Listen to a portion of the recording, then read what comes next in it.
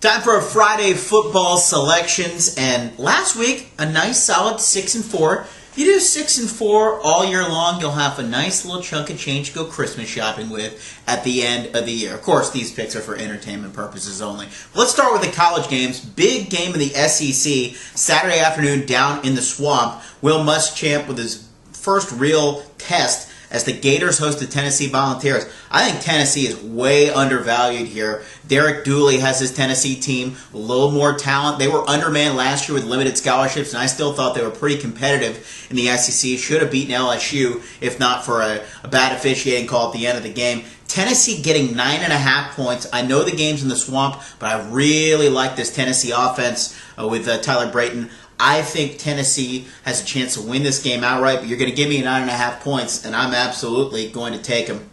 Last week we cashed in going against USC. Granted, we needed a little bit of a fluke play at the end with the unsportsmanlike conduct on the blocked field goal, but we will take it. I'm going to ride against USC again, just not a big Lane Kiffin fan. USC giving 17 points to Syracuse. It's a 2-0 Syracuse team, won in overtime against Wake Forest, beat a 1AA team in Rhode Island only by 7 last week, but they play the type of game. They're going to slow it down a lot. I think it's a game where USC is going to have trouble pulling away from Syracuse too much. I do think USC wins the game, maybe by 14 points, but I'm giving 17 by Syracuse. It's a night game, so I don't think the time zone deal with Syracuse having to go 3 hours to the west is going to be that big of a deal. If it was maybe a 2:30 kickoff, maybe that's a little bit of a deal, but I think Syracuse stays within 17 in a little bit of a low-scoring game against USC. Probably my favorite number of the week, the over in Tulsa, Oklahoma State. Neither one of these teams' defenses can stop a hard marching band.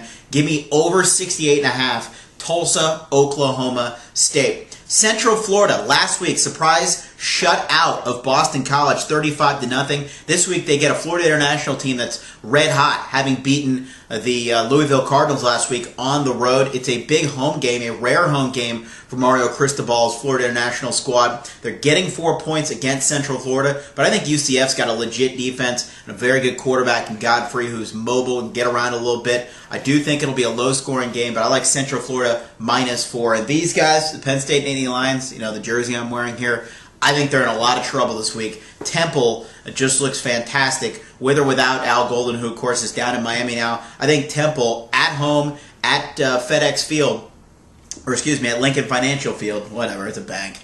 They're getting 7.5 points against the Nittany Lions. I just don't think Penn State has a quarterback. I think Temple definitely can stay within that 7.5. Would not be shocked if the Owls win it outright.